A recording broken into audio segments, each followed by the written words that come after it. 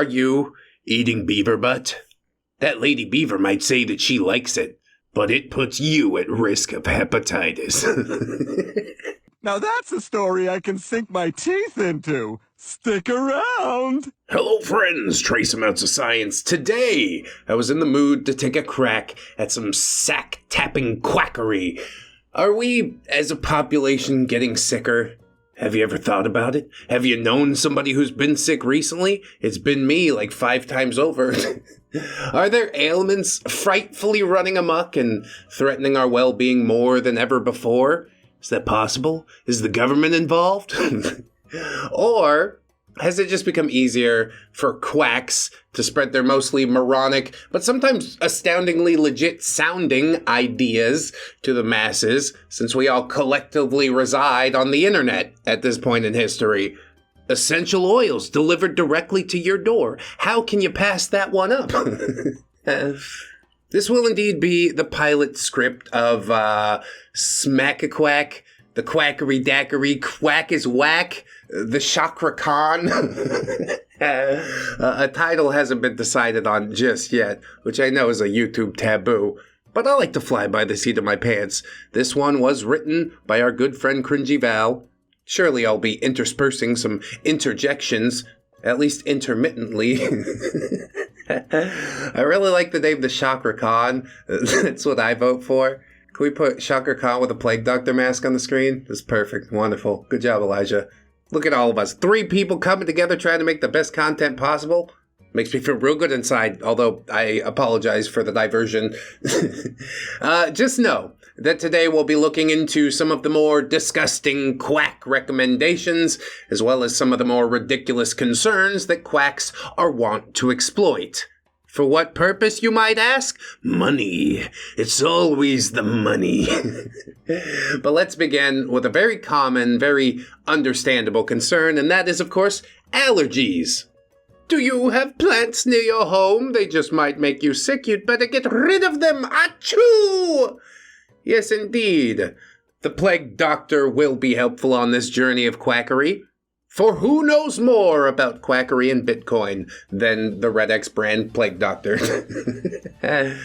So yes, most of us do get allergies, at least from time to time. Maybe when you're traveling. I think it's safe to say that nobody enjoys congestion, hacking, coughing, sinus headaches, and feeling lousy, while the over-the-counter meds that real doctors recommend do just a little bit more than butt kiss. I mean, it clears me out for 1 hour, I'll take it. So sure, at this point it might be understandable to seek some alternative medicine. Hot toddies seem to work a lot better than over-the-counter stuff, at least in my experience. Yeah, just get a little drunk and then you don't care you're sick. Easy day, come on everyone. To alcohol, the cause of and solution to all of life's problems. Gargling salt water works better than over-the-counter stuff. Again, in my experience, I have used a neti pot, and it is a horrifying experience. Sort of relaxing also.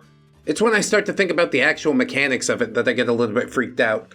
And yeah, it doesn't hold back the nose goblins for more than an hour. So indeed, perhaps, maybe, a local naturo quack could whip something up that would allow me to confidently hit that high G in the upcoming show. So I gave it a try.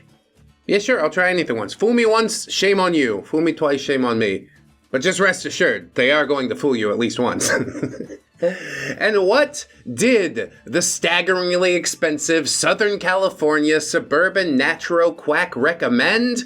She said I should try eating my own boogers.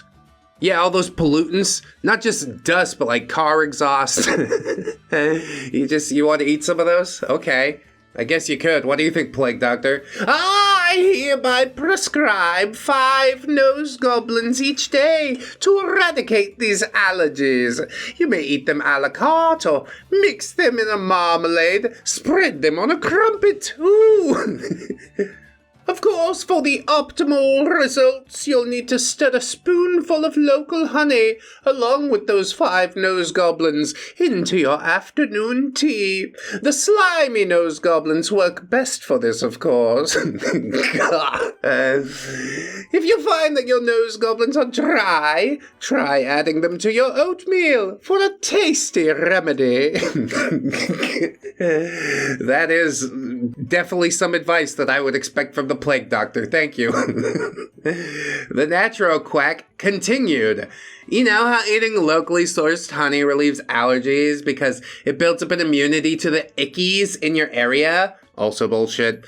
Well, boogers are just the local ickies that you've inhaled, combined with mucus secreted by your very own immune system. They're even better for you than honey. Hey, wow, yeah, that sounds totally legit. If you eat enough of them, soon you'll be immune to car exhaust. Let's go back to the honey thing, though. I imagine that there are a few folks out there who swear that this is true. And, I don't know, it's not the worst thing in the world to believe because it doesn't really hurt anything as long as you're seeking real medical attention when your symptoms are far worse than mere allergies or if your allergies persist. But the local honey cure is baloney. No, that can't be. That's what my grandma told me one time. Oh well.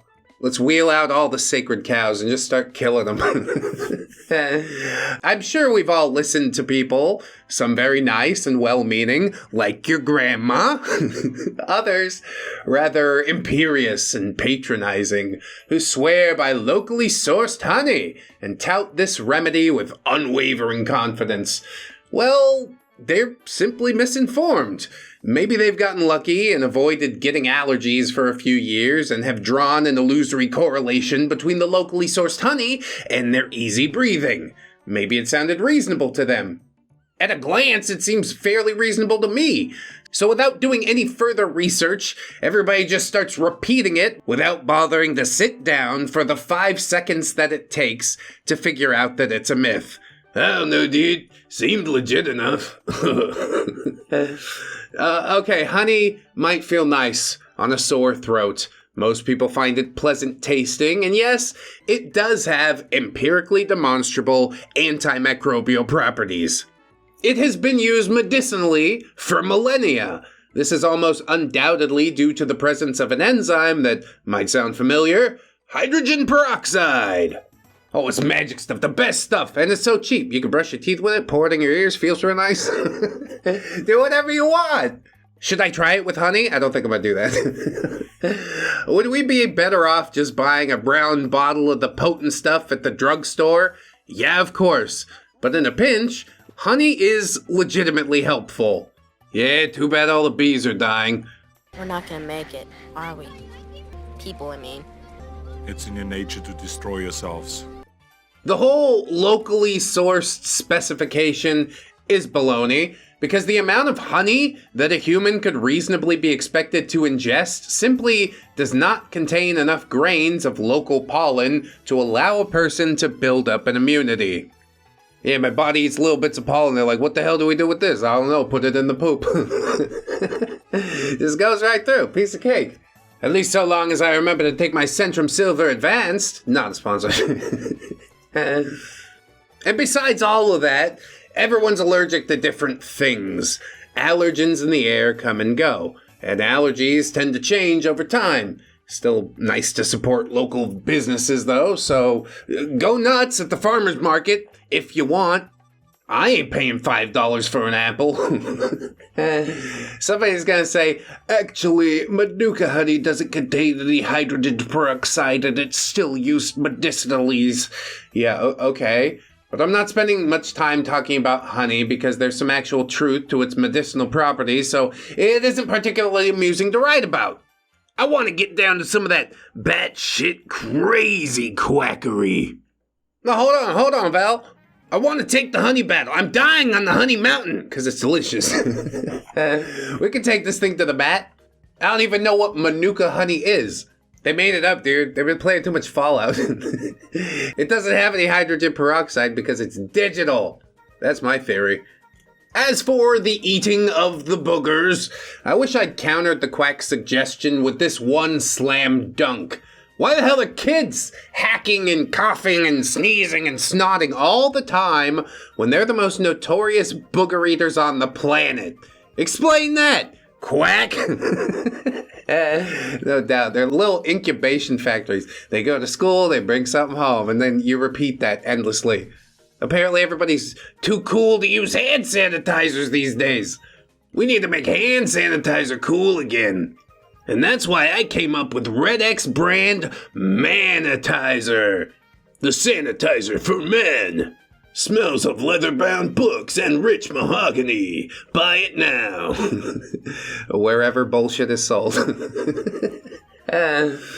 So now I think we've washed our hands of all this booger nonsense, have we not? Or at least sprayed some ReddX brand Manitizer onto them. So we'll move on to another topic of discussion, and that is Castoreum. You might have heard about it. You might know about it. But before we get into all that, I'd like to inform the listeners that we won't be ripping on any old-timey quackery or medieval codswallop cosplaying as medicine. Why? Because they didn't know any better. Germ theory didn't exist, neither did microscopes. They were doing the best they could with what they had, and I'm not even sure that it's fair to call those historical medical practices quackery, since there wasn't usually any deliberate deception involved. That is an important distinction to make. Hear that, medieval dum-dums? We're taking it easy on you, because we're modern-day dum-dums. At least compared to the dum-dums of the future. But people are doing the best with what they're given, you know what I'm saying? As a matter of fact, the ancient Egyptians made some remarkably impressive medical advances. Did you know that? Even the crocodile poop in the hoo-ha, it wasn't without its medical merit. It worked. It paved the way for a few modern contraceptives. Nevertheless, I'm more in the mood to dunk on some duplicitous dunces donning doctor costumes and prescribing bullshit like beaver butt bile to treat, well, everything. Which brings us nicely right back into the discussion on the aforementioned Castoreum. Are you eating beaver butt? That lady beaver might say that she likes it, but it puts you at risk of hepatitis. Now that's a story I can sink my teeth into. Stick around. Do you guys remember when a common food ingredient known as Castoreum exploded all over social media? In case you were lucky enough to miss that one, Castoreum is an anal gland secretion that comes from a variety of male beavers. See, it's only the male beavers. You kissed that lady beaver smooch over nothing, bro.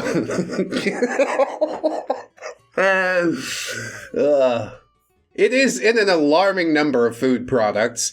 Well, an alarming number of food products according to, vegan tyrants and food purists who want to shame you from eating the most minuscule amounts of animal products or taking even so much as a bite of processed food. Another hill that I'm gonna die on. You don't want to eat McDonald's, that's fine, but you don't take away my animal fat fried delicious French fries, full cream ice cream. Or maybe it always tasted like chemicals. I don't know. I do, however, consider myself somewhat nutritionally informed and, reasonably disciplined when it comes to food, but come on! A single scoop of strawberry ice cream on my frickin' birthday isn't going to wreck my health, even if it does contain trace amounts of some beaver booty funk. The booty funk is what makes it magical. The booty funk is what makes it taste better. Yes, you do, with your little butthole. Don't you, little beaver? Your butthole! I'll allot myself a scoop of ice cream every day. Probably not the best idea, but neither is smoking 20 cigarettes. What do you want? Get on me for that, if you really have to get on me for anything. And even then, I'll probably tell you to fuck off. My business, not yours. They're air purists, is what they are. Oh, they're precious pure air. I like smog. I'm trying to make myself immune to car exhaust.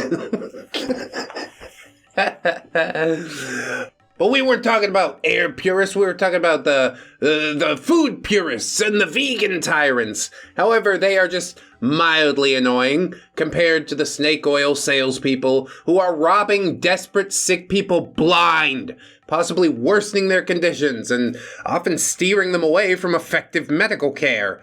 I personally don't take umbrage until freaking quacks get their scammy hands on Castoreum and start prescribing it to treat insomnia, menstrual cramps, stress, headaches, anxiety, diarrhea, the list goes on. Good rule of thumb, anything that quacks are calling a panacea is definitely some low-grade BS. Aspirin is my panacea. Good word, by the way. It means a solution or remedy for all difficulties or diseases. All of them! Just come over here and lick this beaver. It's gonna solve it all. Well, think about it. It's something to chew on. I mean, I have heard of that from licking a toad. Anyways, if you really want to sell some bullshit, just claim that it'll perk some pricks up. Yeah, there's some big money in that, isn't there? Money, you say? Perhaps you've fetched too many flagons of fuddle fodder and now find that your phallus is flimsy. Fear not! Find a freshly frisky phallus with the Flim Flam Brothers' brand new Beaver Bottom Brew! Only please remember that you don't drink it. You have to boof it, but it'll never be free. Pouring it in my butt, eh? Might give me a hard-on. But I don't think that's anything to do with the product itself. Okay, everybody shut up! We're not selling liquid Viagra. This all might sound like some Victorian apothecary rubbish, but I found a patent application from 2015 that included claims of Castoreum's efficacy in increasing the male libido, among other outlandish claims. And of course, there's no scientific evidence backing any of these claims. It seems that the beaver butt trap patent never went through. Womp womp. Oh no, my beaver butt million slipping through my fingers! I'm not revealing the name of the quacks that were going to file for the patent because I don't want to get ReddX Industries sued. I appreciate that. But if the lawyers think it's fine, please read this excerpt just for the sheer absurdity of the claims. And to be clear, the device they were trying to patent wasn't the booty bunk they planned to collect, it was a beaver trap. Like a cock cage, but for beavers? It's tough to slap a patent on animal gland secretions. Yeah, I patent milk. That's just mine now. It's also tough to get FDA approval for anal gland secretions. But, quote, these claims have not been evaluated by the Food and Drug Administration, end quote, should be Quackery's tagline. Nevertheless, snake oil and butt funk continue to sell. And why not, you know? Plenty of people with money out there that don't know what to do with it. I understand you don't want to give it away. You want to feel like you're getting something out of the deal, but it's actually nothing. You might as well just give it away before you waste it. Give it away to me before you waste it. Tell them to bring me my money. Probably wasted too, but kids eat it and turn it into poo. Furthermore, beyond all of this, quackery hokum, MLMs, cults, and potentially harmful new inventions like hybrid mental disorders that you won't find anywhere in the DSM can all frolic and play and tout their BS in the swirling cesspit of misinformation. TikTok. Have you ever been? We have a few TikTok episodes. I should toss the playlist up somewhere here. I did a pickup artist guy and then like some spiritual bullshit. But it really does feel like punching down considering the majority of people there's capacity for any intellectual thought whatsoever. Personally, I'm not eager to return, but we're getting taken there. Help me. Somebody make it stop. I don't want to go. I could easily jump onto another branch of quackery, but a cursory glance at TikTok's alternative medicine hashtag immediately brought me to a very obviously manosphere-owned and operated quack company with an elegant-sounding name. I'm pretty sure that the name just means good God in Latin. Presumably, that's what desperate beta cucks who fall for the scam are hoping they'll hear if they're ever lucky enough to take their pants off in front of a female without, breaking the law. What is it, a cream to make you grow more pubes or something? That's what chicks are into these days. A big hairy 70s bush. Oops. It's very 70s of you.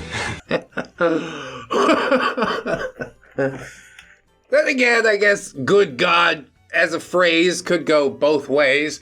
So I'm not quite sure about the branding. Good God, it's gargantuan! Yay, the butt bile worked! Good God, it's gross! Womp womp womp! Womp womp is a good sound, but in this situation particularly, I think it would be more apropos to use a slide whistle. So this particular alleged scam has some very polished and glossy TikToks with royalty-free boom boom grooves playing in the background, tastefully touting the tallywhacker that you're sure to be packing once you rub an oil containing Castoreum among other useless ingredients all over your precious. Yeah, desperation will drive people to do some crazy things. Where'd this come from, China? Cool, I'm gonna rub it directly on my nethers. Are you sure that's a good idea? I tracked down a few of the articles featured in the TikTok, and all of them link to defunct websites. Is the domain on the run? Why? From what? Surely a company that promotes prestigious penile performance must be on the up and up. There's only been one product even similar to this that was ever on TV, and that was Enzite. You remember? Bob has a big new spring of confidence. And the one thing every man deserves, a little well-earned respect from the neighborhood. The commercials are hilarious. And ultimately, I managed to find the current domain, and I browsed their products, and castor oil concoction containing beaver butt is supposed to make your phallus bigger. A lovely iridescent glass pump that's supposed to turn into a tiny little dicklet into a full-grown Richard.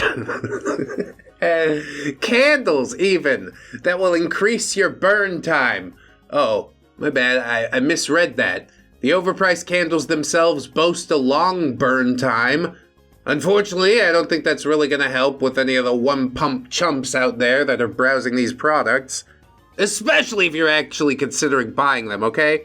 That's bad financial decisions. Give it to me, I give it to my kids, they turn it into poop. Best financial decision.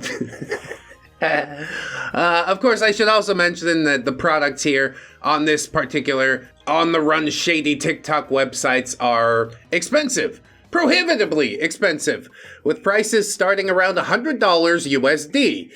Well, I suppose priciness is really a subjective construct, but $100 for some buck-tooth dam builder butt funk sounds just a little expensive to me.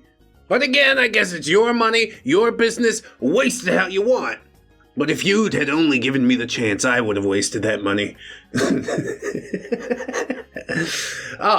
I also want to mention there is one product on this website that will absolutely make any member look bigger and better.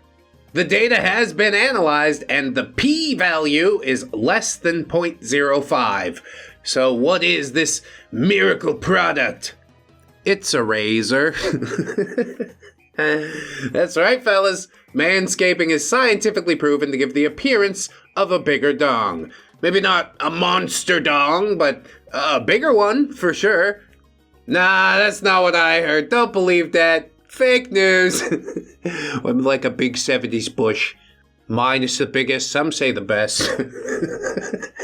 And aside from the manscaping tools promoted on this website that I'm not going to name for legal reasons, I feel confident declaring that the dong-maxing products are a bunch of hokum.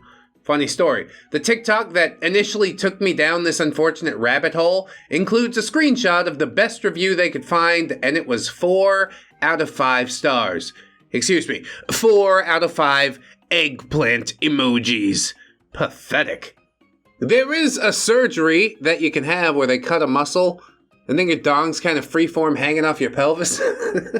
And I can't recall the name of it, but it's the thing I heard one time, like the honeybees. And I think the real answer here is to just rock with what you got. Doesn't matter if you got a 2 out of 5 eggplants, it's fine. It's not about the size of the boat, but the motion of the ocean. Just do what you can. You'll probably have to make up for it in some other ways. Anyway, our next section is called The Power of 3.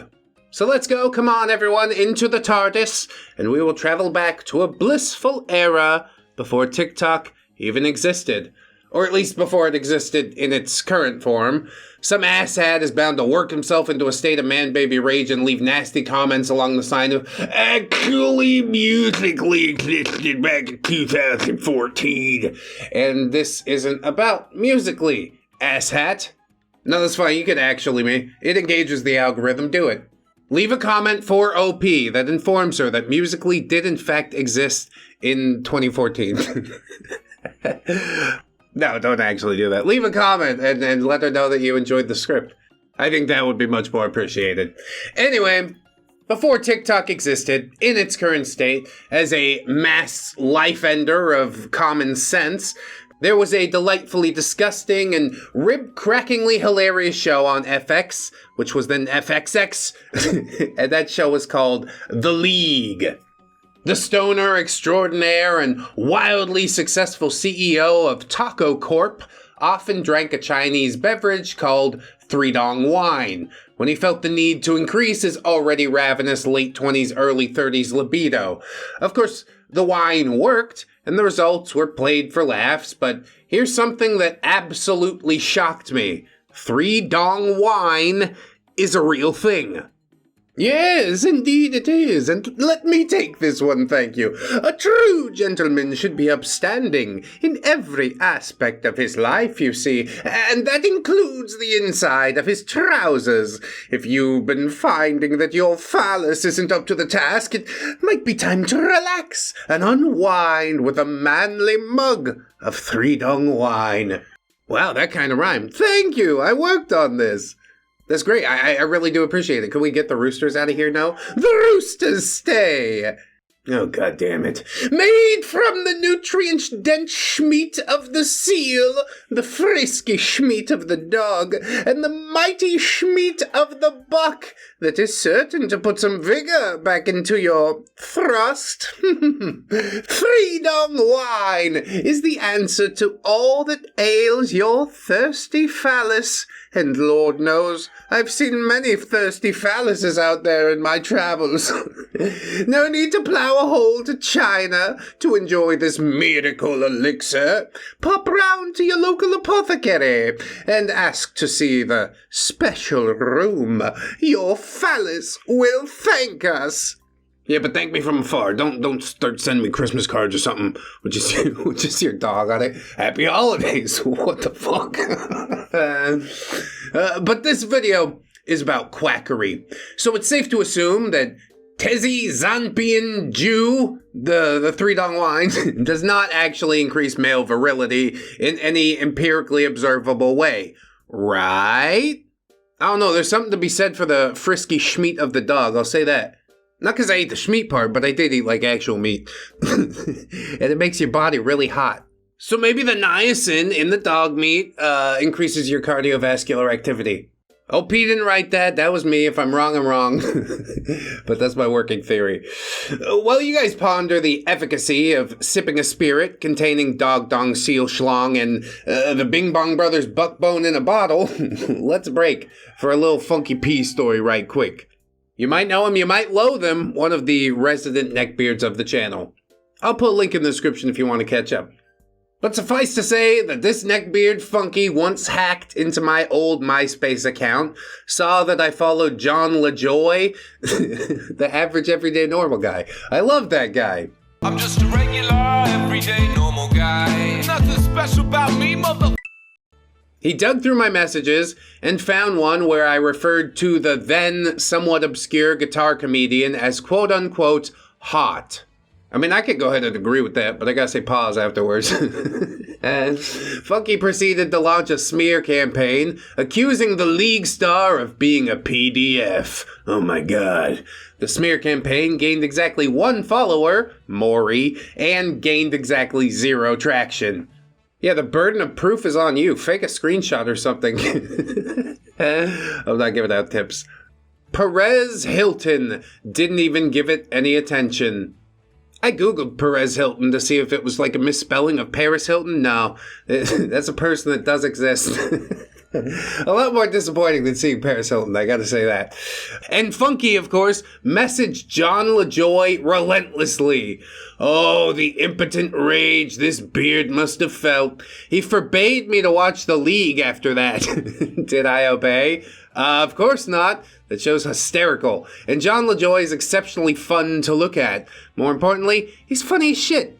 I was a terrible girlfriend. Perhaps that's not the case. Perhaps it was he who was the terrible boyfriend. No reasonable person is going to ask you to stop watching something you clearly enjoy. It's unreasonable. Anyway, with all that out of the way, let's get back to the Dong Shlong Bing Bong. Returning to the efficacy of the 3-dong wine, the answer is yes! It is safe to say that 3-dong wine is nothing more than an unpleasant tasting placebo. I mean, the alcohol's gotta do a little something, right? If you are someone who suffers from member malfunction, that's no more than a manifestation of a mental block. Sure, it might give you that much-needed rise. Other than that, it's probably really only useful as a gag gift. But a funny one. I'd like to get a bottle of 3-dong wine. That's the writer saying that, not me. Do not send loads of 3-dong wine to my P.O. box. Our next section is called The Peen and the Pendulum. Don't worry, I'm almost finished talking about dongs. When are we gonna get the flip side of the coin? I'm gonna write my own Quackery episode about putting yogurt in your hoo-ha. I have no idea. It's just something I heard about one time. Damn. Quacks really do love dongs, though. I mean, people are willing to pay out the ass to fix what's in the front, right? Truly, with modern media and the consumption of, certain types of media that has exponentially increased, there's been somewhat of an epidemic. An epidemic in PSI, which is, of course, peen size insecurity. Loads of dudes filling the coffers of quacks around the world. So, for the final installment of Tallywhacker Quackery, we're going to talk about hypnosis. Let's try a, modified for copyright reasons, excerpt from an allegedly defunct Hypnosis CD. Close your eyes. Inhale your hopes and intentions. Exhale your doubts and judgment. Hope flows in, doubt floats out. Your intentions are becoming stronger. Your judgments float away. Now you and your dong are ready to receive this intention. Allow my voice to instruct the enlarging of your peen. Follow the path directly down to it. Become one with your member. Energize your member. Yeah, Plague Doctor, yes. Your entire mind, your body, and your spirit are working in tandem to erect a long, strong, tall wiener, pulsing with excitement and vitality. Do notice how this increased blood flow is affecting the cell growth in the tissue of your member. It's expanding, feeling stronger somehow. And something you may not have noticed yet is the heaviness in your little fellow. It's not cancer, no. You feel a pulse in your thickening shaft. Feel the energy course through the glands. The excitement expands. Nice, you rhymed again. I told you I've been working on it. And now, now, you can almost hear your partner's most ecstatic groan as your dinosauric ding-dong rings her dainty doorbell. Wait, no, not yet. Oh! Well, I'll step out of the room while you clean up. I do also treat premature emissions such as this, so I would highly recommend that hypnosis regimen to you. Good day, sir. Wow, that totally seemed helpful in some way I can't conceive of yet, except for the fact that I'm now one of the aforementioned one-pump chumps. Thank you so much, Plague Doctor! He's gone already. So to be perfectly clear, there really are quack hypnotists out there who claim that you can think your way to a bigger you, and they do tend to get that coin. Now, I'm not dismissing hypnosis entirely, but if you are struggling with PSI, yes, it's a rather well-researched psychological phenomenon, then hypnosis might actually help you. Yeah, my mom quit smoking for years because of hypnosis. A fascinating and terrifying science. Or not really science, I guess. It's more nebulous than science, but I swear it's a thing. If you do have a good rapport with a hypnotist, and if you're willing to put in the work to overcome your insecurities, I say, go for it. Lie on the couch, go to your happy place, and concentrate on accepting your body. But if you honestly think that a voice recording telling your prick to thicken is going to have even the slightest effect on its actual size, you need serious psychotherapy, dude. I don't know what else to tell you. Stop it. Get some help. Get checked for schizotypal personality disorder and OCD, because magical thinking is a common symptom of these disorders.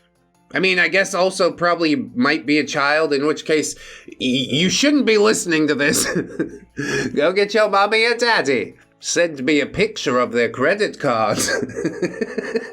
All he needs is your credit card number, 3 digits on the back, the expiration month and year. But you gotta be quick.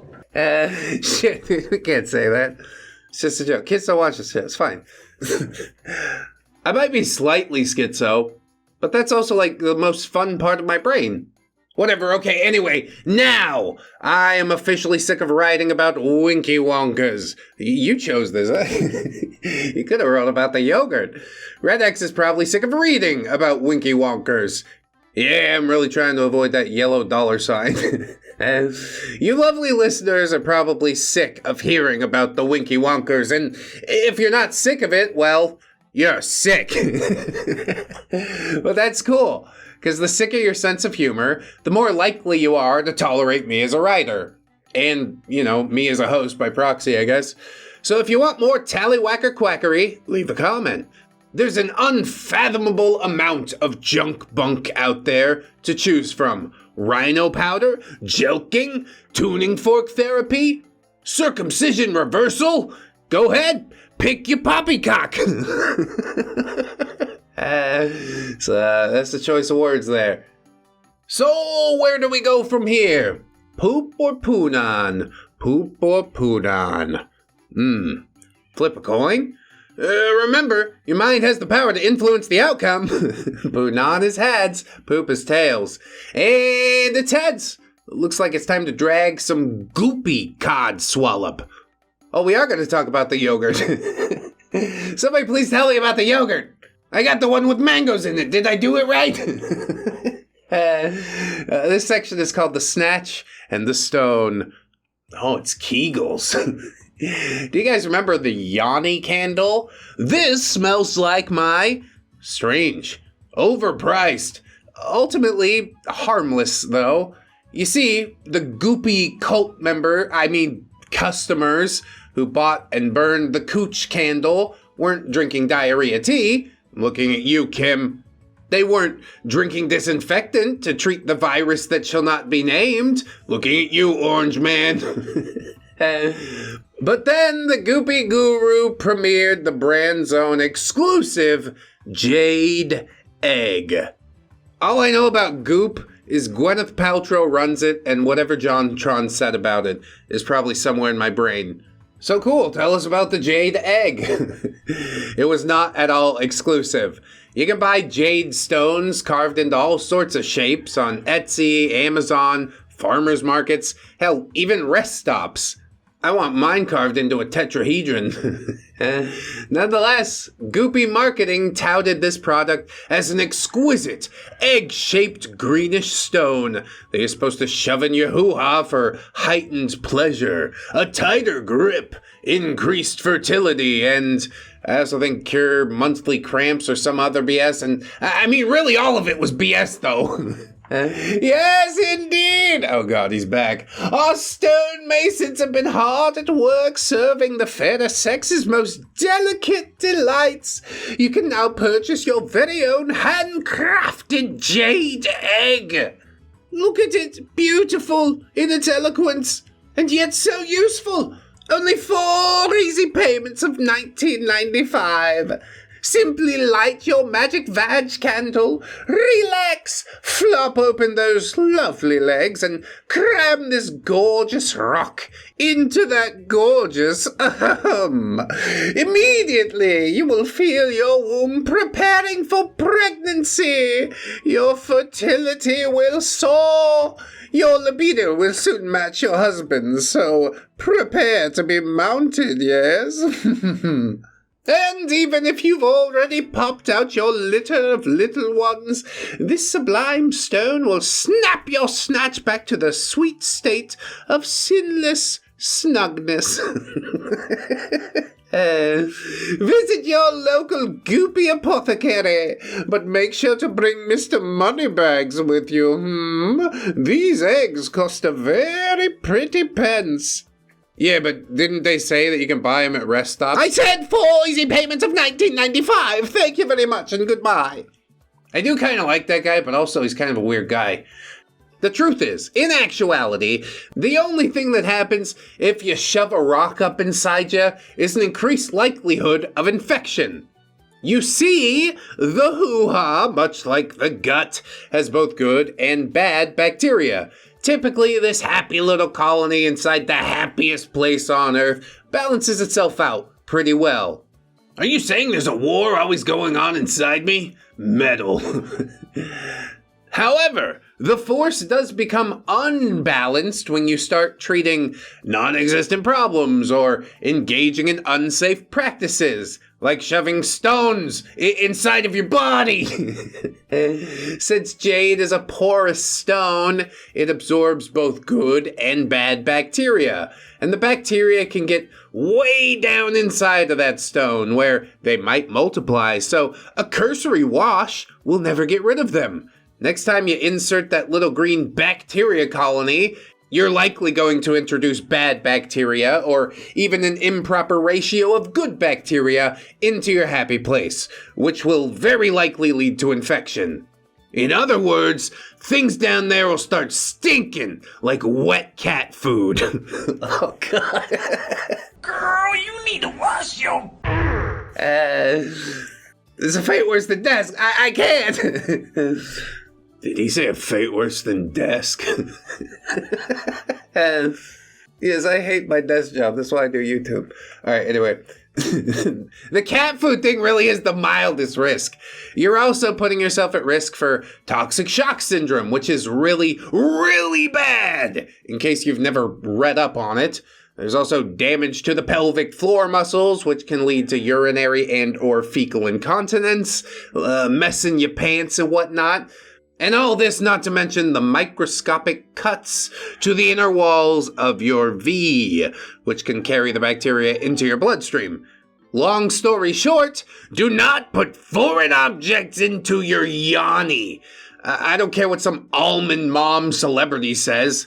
Why would anyone take the advice of a woman so inept at the simple process of applying sunscreen? Oh wait. Having insanely high vitamin D levels is more important than taking care of your skin? Well, okay. And that brings us into the vitamin D butt chug. This really is a new and fascinating world to me, you know? Vitamin D, specifically D3, is a hot commodity in both the quack world and the mainstream medical world. Seems like a conflict of interest. Humans need it. And we do manage to get it in one way or another, even if our bodies have to crank it out themselves, which they can. I'm giving a skeptical side eye to both the quacks and the medical professionals on this one. Almost everyone I know either thinks they need to be taking D3, actually does take a D3 supplement, or has a D3 agonist prescription from an actual doctor. And I live in Southern California, where the sun always shines, and reasonably healthy diets are still mostly the norm. Yeah, if you can afford to live like a human. I was living out of the 99-cent store. Chorizo with cow eyeballs in it, I guess. It's all I could afford. It's not a healthy diet. It's not even an enjoyable diet. God, what a hellhole. Sorry for the diatribe. Anyway, furthermore, most of us felt perfectly fine before a well visit sent us home with a 50,000 milligram D3 prescription or a referral to a fucking quack. Why not an endocrinologist if our lives are in danger due to this severe hormone deficiency? It might just be a flaky California thing. Although you can purchase a non-FDA regulated bottle of D3 almost anywhere, anything that isn't evaluated by the FDA could slap any old label on the bottle and masquerade as exactly what you're looking for, even if the actual contents of the capsules are nothing more than catfish oil. The real docs provide ergocalciferol, D2, that supposedly increases D3 production, but this is debated among most physicians. There's also alpha-calcidol, a non-endogenous analog to vitamin D3 that's most often prescribed to treat renal failure. We've also got calcifediol, another non-endogenous D3 analog that's typically prescribed for hypothyroidism. There's also calcitriol, a lab-synthesized active form of D3 that's also used to treat certain forms of kidney disease. And dihydrotachysterol, another lab-synthesized analog of D3 that is also used post-surgically in patients who have had their parathyroid glands removed. Whew.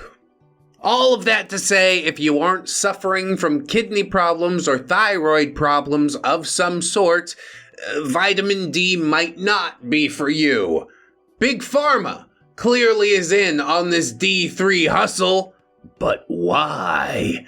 I'm not naming names, but I can tell you that in my early 20-teens, the Institute of Medicine published a 1,000-page report that essentially concluded most people's vitamin D levels are fine. Physicians should only worry about D3 when the patient is at risk for osteoporosis or kidney disease. And then this legit doctor, who also happens to be a quack, the most dangerous combo, kicked up a very eloquently worded fuss, with carefully cherry-picked and crafted data to back him up. He jumped on the payrolls of a number of commercial medical testing labs in the US, as well as several big pharma producers of pills whose side effects include increased D3 levels, and suddenly we were all deficient in D3. Super sus. On the contrary, not sus at all. I know exactly why this is happening. I don't have to suspect a thing. Everybody knows the answer as to why, right? Do I gotta spell it out for you? M-O-N-E-Y. Here comes the money. Here we go. Money talk. Here comes the money. Money, money, money. Did I mention that Quack Sundoc over there was also on the payroll of a bunch of tanning salons back before we collectively chased them out of town with pitchforks? Yeah, my mom used to be big on the tanning salon. And then when she started suspecting things were skin cancer and having like a big pit dug into her skin every 6 months, I think she finally gave it up. That's more complete bullshit that people fell for, and yeah, we could talk about that another time though, another time. Why spout all of this super tame, slightly scientific babble about how doctors, quacks, and quack doctors alike aim to make the general public overly concerned about D3 levels? Well, that's because it worked. And now they've spawned amateur quacks with vines and TikToks and vlogs, oh my! And these quackfluencers with huge follower counts are running around telling everyone that if we want to optimally increase our D3, we need to drink it in. With our taints, and with our butts, and with the front butts if you got them too. But mostly our taints, of course. Perineum sunning. Yes, that is a thing. Yeah, I've seen this one passed around, damn it. Not only are people sunning their crotches, or sunning their holes, as the famous TikTok advocates, they're also foregoing sunscreen. Why? Well, because sunscreen prevents optimal absorption of the ever-imperative vitamin D, so sunscreen is bad for you. What about skin cancer? Pfft, vitamin D deficiency is far scarier. Why? Because my doctor said it was super serious. And so did my naturopath, and so did this random hot girl on the gram. Surely they know what they're talking about. Why else would they be famous?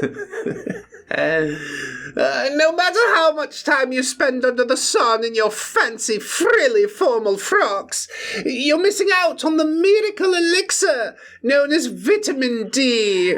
You won't perish if you visit the parish with your parasol. Climb the highest hill, my darlings. Hike up your skirts. Discard your bloomers. Open your legs to the sun and drink in that D. Not advisable. We don't sign off on any of this. And again, can you get those fucking chickens out of here? The roosters stay! But I must take my leave. Great. Now I'm babysitting roosters. So, anyway, in truth, there isn't any massive controversy surrounding the overemphasis on D3. At least, not as of now. I certainly believe that D3 is beneficial, but I also believe that all bodies are different, and what's optimal for one body might be too much or too little for another body. In other words, I think the medical community is overreacting. D3 deficiency is a fad diagnosis, in this writer's opinion. Yeah, don't sue us. I firmly believe that within our lifetimes, we'll see quacks and medical professionals become less and less concerned over D3, and some other fad deficiency or fad diagnosis will take its place. I look forward to it. That just means content. Here in 2024, D3 might as well be the answer to immortality. Unless you're a vampire. No, I'm not. Fuck you. Who told you that? Don't come to my house or else I'll suck your blood. I'll suck your blood. Just kidding. Writer's next section is Dr. Dracula. Vampires! Many people enjoy vampire fiction. Even more enjoy vampire smut. No, I don't. Fuck you. Who told you that? Personally, it's not my thing. Although I see nothing wrong with that kind of fantasy. But what if a person's obsession with vampires crosses the line into reality, and they want to start acting out their fantasies? Oh, I guarantee you that this is currently happening. There are groups of weirdos in your state, no matter where you live, somewhere in your country. People are gathering and drinking blood. There's only 3 of them. It's blood from a dog, but still it's really weird.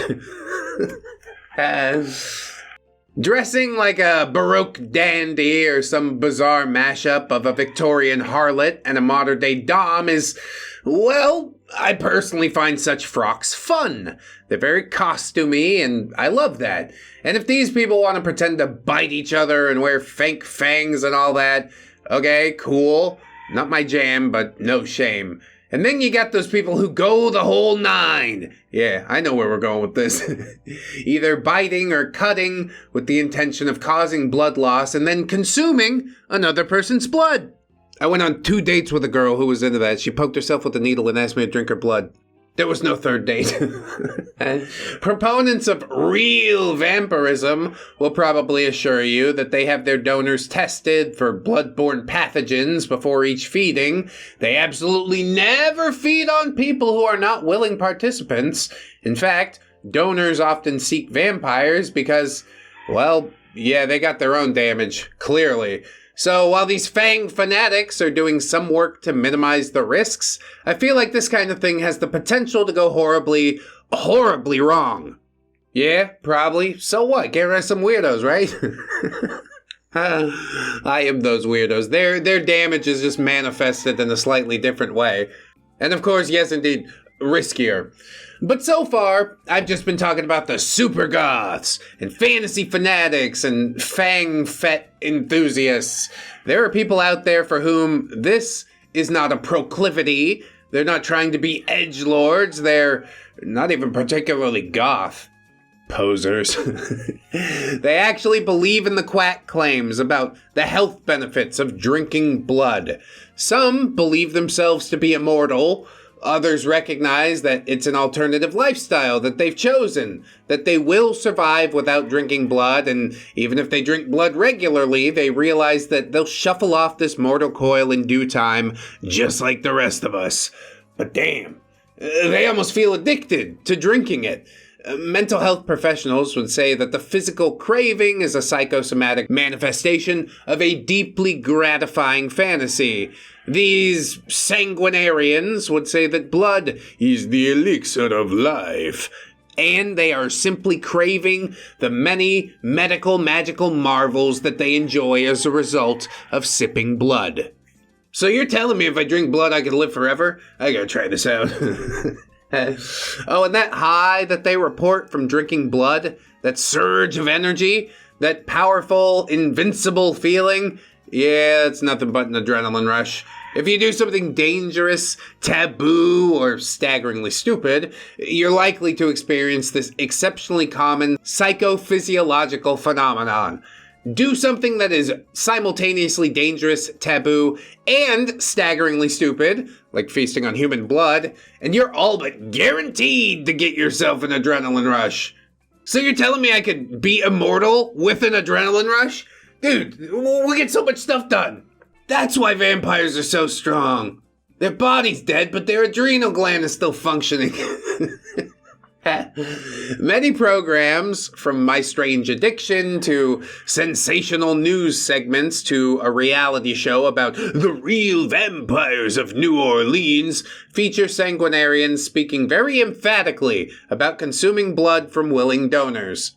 And here is where the quackery takes a strange turn. Some sanguinarians claim to be able to taste levels of this or that in a donor's blood after many years of blood-sucking experience.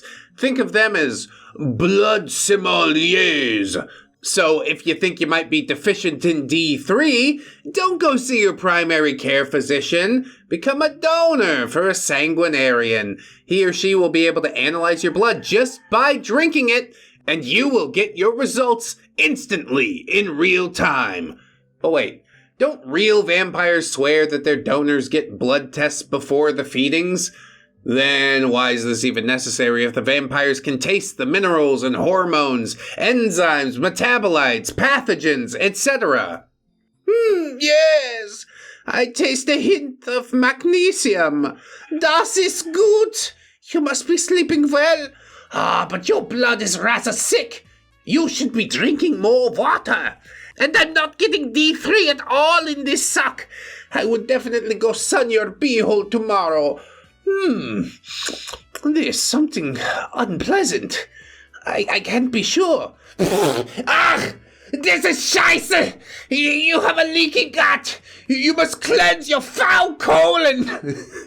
I thought that's what the 3-dong wine was for.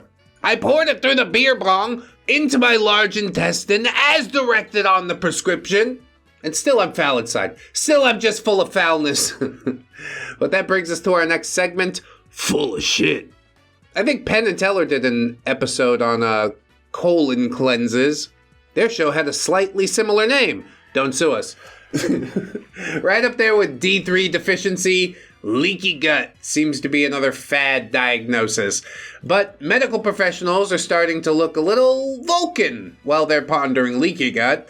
Allow me to introduce you to the mysterious character named Zonulin. He's a protein, and his job is to control the permeability of human intestines. If Zonulin gets wasted on a very dangerous drug called gluten, he might, let me emphasize that word, might, fall asleep on the job and allow some poo particulates to slip through the cracks. But he'll probably be able to handle his gluten and continue to perform his duties as long as the intestines don't have celiac disease. I knew a kid with celiac. He had bags under his eyes, looked like a corpse. It was pretty metal. If an actual doctor thinks that you have celiac, there's a simple blood test that can confirm the diagnosis.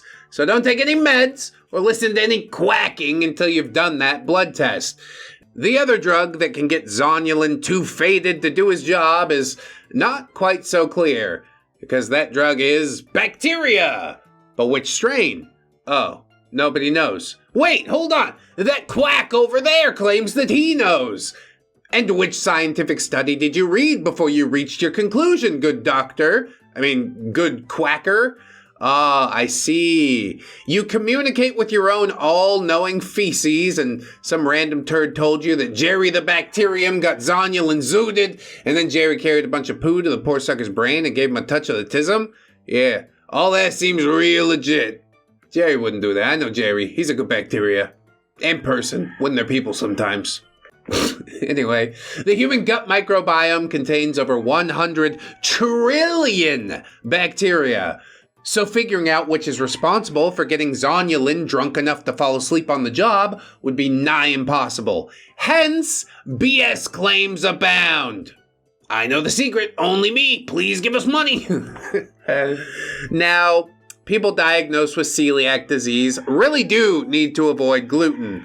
Other gut maladies like Crohn's disease, IBS, and severe food allergies also have an increased likelihood of being associated with leaky gut, but keep in mind that there's no hard evidence of causation in either direction. Even so, pretty much anyone with a digestive system would probably feel better if they followed the rules that leaky gut alarmists are shouting from the rooftops. Limit your alcohol intake, limit your sugar intake, limit your processed food intake, exercise, don't use over-the-counter meds. Don't tell me how to live, bro. Whoa! It is good advice. I follow that advice, mostly. Not because my gut's leaking or anything, but because it seems pretty sensible. All things in moderation, yes? Even over-the-counter meds if you need them. But if you slip up, you have one too many beers, eat a bowl of cereal because you got home late, you're too tired to cook a proper dinner, kids been running around all day pulling on you, I seriously doubt that just because of that, your body's gonna punish you by springing a leak and suddenly saddle you with some chronic, incurable medical condition. Yet again, I am not saying that leaky gut is complete and utter BS. I'm saying that the quacks are exaggerating its prevalence and using scare tactics like telling you you have poop floating around all over your body, slowly poisoning you and gearing up to give you a litany of diseases. And some actual medical doctors are also exaggerating, using scare tactics, prescribing meds you don't need, and of course getting a nice kickback from Big Pharma. That's the benefit that they got over the Quackery boys. The new yacht does make me understand why a little bit more, but still, for shame on all of you, for shame. You're affecting people's lives to line your own pockets. Do you not feel ashamed? You should.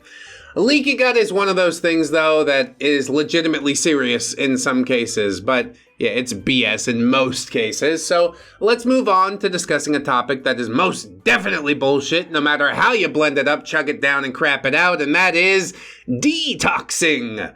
Oh, God. Where to even begin with this garbage? The Master Cleanse? One of the 1,000 colon cleanses you can order on Amazon? Haribo sugar-free gummy bears? Ionic foot baths, ear candling, cupping, gua sha, diarrhea tea, high colonics. God, I think maybe detoxes should be an entire other video. You've mentioned diarrhea tea a couple of times. And if you're talking about like senna leaf tea or something, I use it every once in a while to clear me out. It'll slim you right down, just make sure to stay hydrated. But let's hear from the Plague Doctor one more time, before we flush this toxic quackery right down the pooper. Yes, thank you so much. Grave robbers have recently provided the town's esteemed anatomist a look into the wonders of the human colon. Emerging from your tangled entrails, there's a dookie tube, and the inside of that tube looks much like a crumpet, with little pockets where waste matter can become trapped. And once trapped, the waste ferments and proceeds to poison you from within your toxic, festering arse. The only solution, of course, is to receive a clyster. The liquid will wash the caverns and crevices of your colon, and a tsunami of toxic shit will surge from your body, some of which has been fermenting inside of you since you were a mere child. Now come here, hand me $20, and bend over. I'm not gonna do any of that and get those fucking chickens out of here! Fine, I'll be on my way. But as usual, the chickens stay. Hey, cool, you rhymed again. I know, I've been working on it. Okay, goodbye. To be clear, everything he said, yeah, that's bullshit. Our colon doesn't have pockets or caverns or crevices. If you're constipated, look at all the crap that will come out eventually. And yes, you'll feel a lot better once you've taken a giant duke, but this isn't because you pooped out your toxins that were poisoning you from the inside. It's because, who doesn't feel better after pooping? Take a load off, as they say. Although in a slightly different context. Quacks, of course, know this. Poop is a gold mine for these particular bullshitters. Truth be told, you don't even need someone to do it for you. You can do it at home. Get a funnel, a bottle of 3-dong wine, because it's not suitable for the mouth taste, you know. And then you just go to town. I just saved you $20, so could I have $20? Next time, we'll look at mewing. Not the adorable sound that fuzzy little kittens make. Mewing is a look-smaxing technique that involves pressing your tongue against the roof of your mouth, your hard palate, for a few hours each day. This will give you a more defined jawline and make you more attractive to the women that you despise so much. But be careful, because legit orthodontists warn that doing this could create a severe overbite and possibly even give you buck teeth. But I don't know, roll the dice if you wanna. Beauty standards are ever changing, so some buck-toothed dude might just be the next Brad Pitt. That's right, some dude looking like Sid the Sloth might come out here and blow people away. But probably mostly if he's like an industry plant or something like that, which totally does happen. Don't tell me Hawk Tuah was natural, okay? This is the most unfunny fucking stupid thing I've seen on my timeline in forever. And it never stopped. A meme specifically for normies. Good, normies, you finally have a meme. Of course, the brilliant technique known as mewing was pioneered by an orthotropist, not to be confused with an orthodontist, with the surname Mew, who has allegedly admitted that the technique does not work on adults. It's widely promoted by members of the manosphere, so it must be true, right? Do I even need to say it at this point? I'll say it anyways. No! No! Anyway, join me next time as we examine the moronic misuse of precious proper peer-reviewed science in the hellscape known as the manosphere. Don't forget to bring your ReddX brand manitizer. If you want to get notified before everybody else, you should sign up on the Patreon or the YouTube memberships. Consistent money every month.